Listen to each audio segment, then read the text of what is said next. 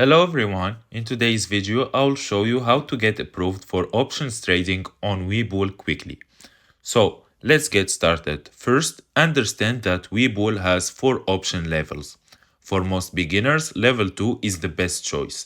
It lets you trade calls and puts, and even use strategies like covered calls and cash secured puts. Next, choose the right account type. A cash account works for level 1 and level 2, but you will need a merchant account for level 3 and 4.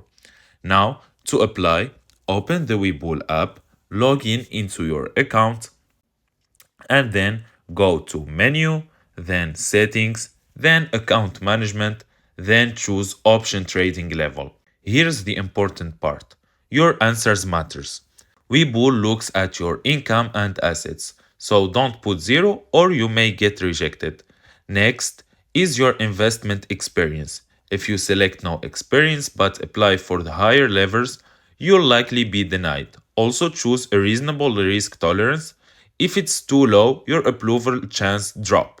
Finally, submit your application. Approval usually happens pretty fast. And that's it. If you find this video helpful, don't forget to like and subscribe in the channel. Thank you for watching.